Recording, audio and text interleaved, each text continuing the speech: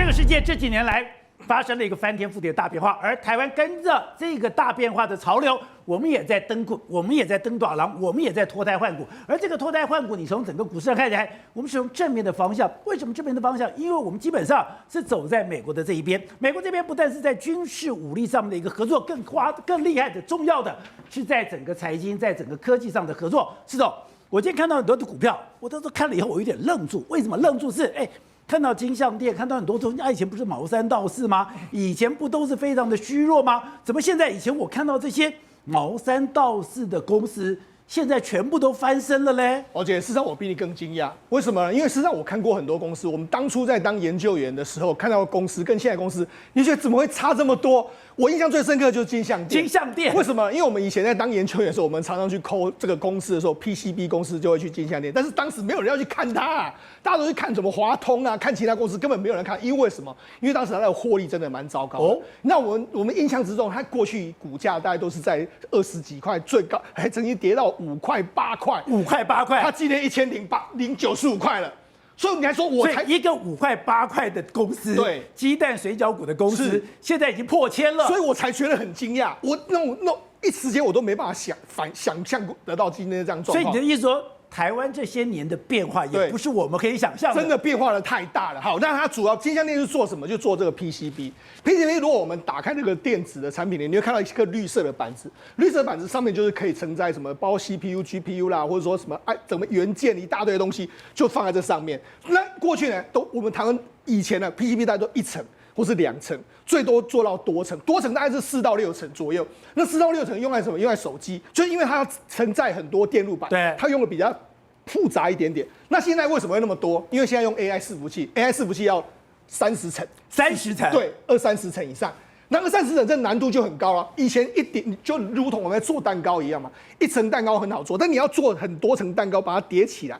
那這些線路來說，你要鑽孔鑽的一模一樣，然後你要留孔啊，什麼一大堆的，這精密度要非常強。所以等於說現在難度增加。對，那為什麼會難度增加？因為過去沒有人在用這麼多層板，因為多層板在什麼地方 ？AI 伺服器，所以又回到原點，還是黃仁勳的原因。可是你剛剛講的金像電以前是賠錢的，它技術能力有很高嗎？對，你現在如果我說我只有做4層5層，我這樣插下去，我要非常的精準，是，那我還可以做得到。那我憑什麼說你現在來了以後，我就可以做到30層呢？重點就在這個地方，因為一開始的金像電為什麼業績不好？因為它都一直要做多層板。那事實上在早期的時候，有些人跟他說，你幹嘛做多層板？你做雙層的啊，3層的啊。那時候因為那时候用量很大，那多層板就是一定要比較複雜的電子產品，但是他們就一直做。一直做，一直試，一直做，一直做。所以從他的爸爸叫這個現在的接班人叫楊承澤，到他的爸爸的時候，他們都一直在多層板領域一直做。那深圳很大，他之前2002年、2013年，他還爆發什麼？他還大火。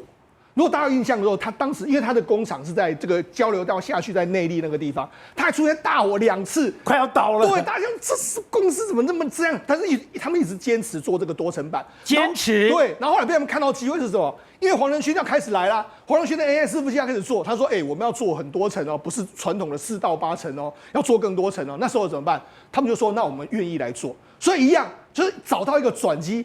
因為為什麼？我跟他講嘛。你當年黃仁勳在做這個 AI 伺服器，根本沒有人理你，好不好？誰要做？那他就說我們可以來幫你做啊。你曾經講過一個，台灣的公司願意去賭，我願意賭台積電，我也願意賭黃仁勳，就像我以前也願意賭這個伊隆馬斯克一樣。我跟你賭了以後，我就跟你變成 partner， 然後我就跟你一塊研究，而且我也願意投資。對，結果現在金像電就因為這樣的一個投資，整個大翻身。所以他就做那個多層板啊，多層板難度在什麼地方？你要做的很精密，然後裡面的鑽孔都要鑽的非常的這個完整的這個狀況，難度是有的。那因為他們本身就有這個經驗，對，那你有客戶的支持啊，那個輝達什麼規格讓你知道，你當然就知道怎麼做啊。因為他講說那個有多難，因為你穿1層、穿2層那還不難，對，你要穿到30層。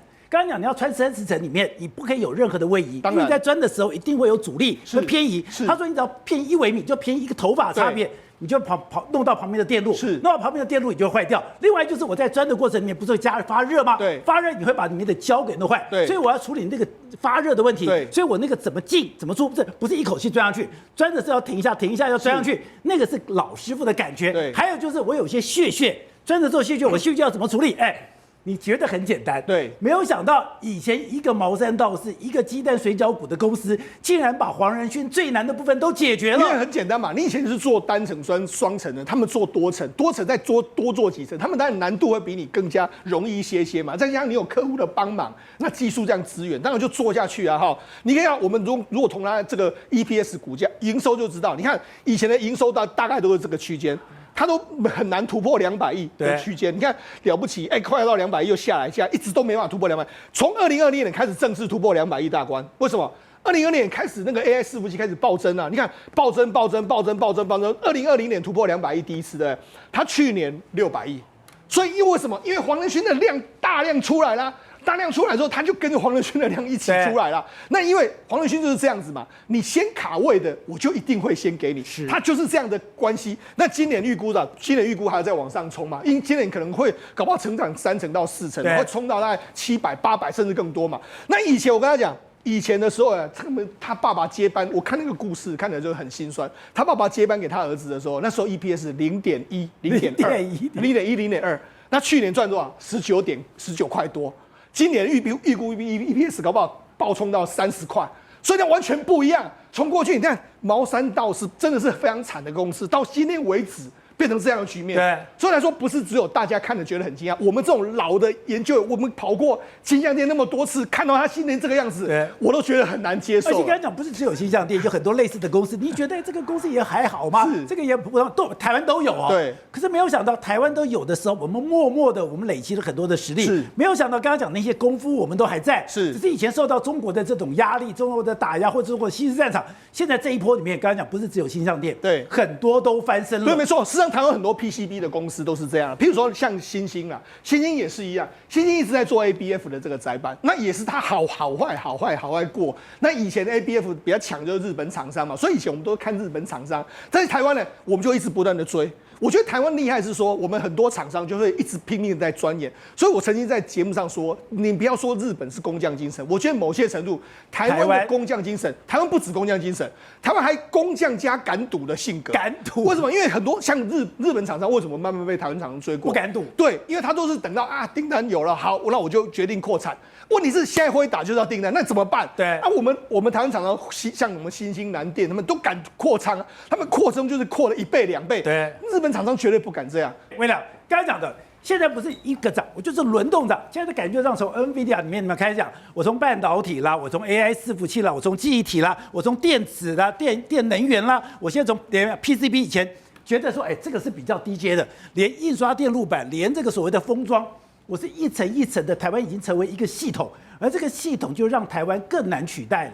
其實我補充一下，剛才聊到 PCB 這過去確實是所謂電子工業之母，大家都能做，不起眼。但是現在呢，踏上 AI 升級的浪潮，裡面的材料都在做升級。所以呢，其實既然現在 PCB 大旺需求這麼強，那上游端部分呢，包括像玻纖布，包括像銅箔，大家也都把它視為是呢 AI 發展的戰略資源。都在搶，都在包產。那台灣都有。對，那其實呢，以銅箔這個產業來講啊，它就屬於 PCB 的上游。全世界它現在只剩下呢少數幾家變成寡占的廠商了。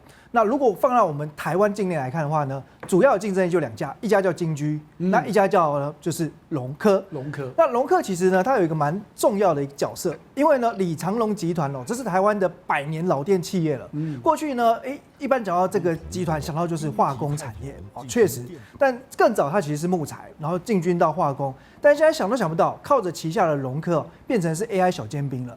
龍科做的銅箔跟一般銅箔不一樣，一般銅箔呢，它其實就像是我們如果比喻來講，就是一般的石子道路那如果呢你是超跑開在這個石子道路上呢，因為它不平整，所以呢這個電的訊號呢就會跳動就會衰減，就會緩慢。那這個當然就影響到 AI 最強調就是要高速傳輸，但現在所做的呢這種 HVLP 高頻高速，它的要求就很高了。那以這個龍科來講，它的最重要關鍵武器 RTF 反轉銅箔，你可以把它想成就是它是一個2面都非常非常平整，然後呢不是一面平整，兩面然後極薄的銅皮，所以我就要一直打，把它打得非常薄嗎？对，我光是把它制造的非常薄，而且要非常的平。那就非常難了。對，那因為同樣的道理，就以前沒有人要做這一塊，因為你看不到商機在哪。那為什麼台灣都有呢？其實台灣就很願意就除了有眼光之外，我覺得就是膽識。他相信未來這個世界，你一定需要呢更快的傳輸，那這個傳輸的量一定是越來越大，一定是走向那一天。只是我不知道是5年、10年、20年，沒想到 AI 時代來得這麼快，所以這個公司呢，整個就開始呢冒出頭了。那另外呢，就像世忠剛剛講的金像電，金像電以前大家只做1層、2層多，他就堅持我一定要做多層。那我要做多层，而且我很老實，我都如實報道我的營收，所以我看起來我的業績都不好，可是我也無所謂，我就這樣撐下來了。對，其實講了金像電，我覺得它就是很踏實一家公司因為早期其實台灣 PCB 還有另外一家霸主叫做亞新，現在的年輕投資朋友找不到這檔股票了，他下市了。但是呢，當初曾經發生一件事情因為呢，因為畢竟很多製造業都跟銀行借貸嘛。銀行就比較這財報同樣做 PCB， 我請問金像電，你的同業亞新為什麼人家的毛利就比你高一截？為什麼你做不到？對，那其實金像電呢就面有難色這個支支吾吾的，這個似乎呢暗示一下，你可以去了解一下這個財務報表這個銀行人員發現不對勁回頭仔細看亞新，原來呢它很多的這個存貨認列有問題，難怪讓它的毛利變比較高。後來果不其然這個亞新就做假賬被抓包了，後來就下市了。所以其實這反而讓在金像電呢，因為剛才講2次火災，那財務最困頓，公司虧損的時候，銀行其實不離不棄，沒有雨天收傘，才能夠讓它呢有今天。因為我們講技術很重要，那客戶人脈很重要，但是你斷了錢脈、經脈一樣不行。所以這個其實就是台灣很多產業發展的縮影。但我這樣講的，為什麼？我覺得最好奇是，就像世忠講的，以前都有啊。跟以前都不怎麼樣啊，為什麼現在都一飛衝天了嘞？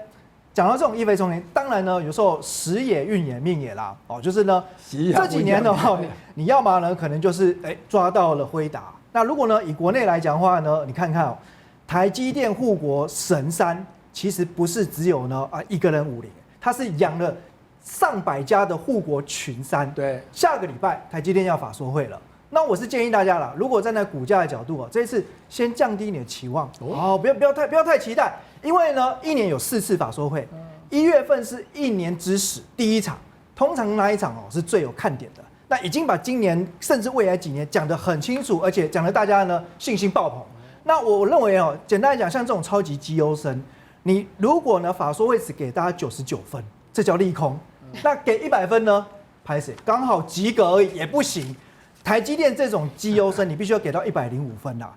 但是呢，最近其實市場的聰明錢反正嗅到的味道就是呢，我可能不要現在去重壓台積電了，我去找呢它周邊的供應鏈公司。我們看到像今天呢盤勢好像沒有特別突出，可是呢大漲的很多都是呢台積電相關的設備廠。如果你喜歡今天的內容，歡迎你抖內相挺，用一杯咖啡、一杯好茶的心意，支持團隊製作更好的精彩內容。而你的超級留言，我都會認真看的。57台每晚9點，寶傑點兵點出全球戰略新佈局。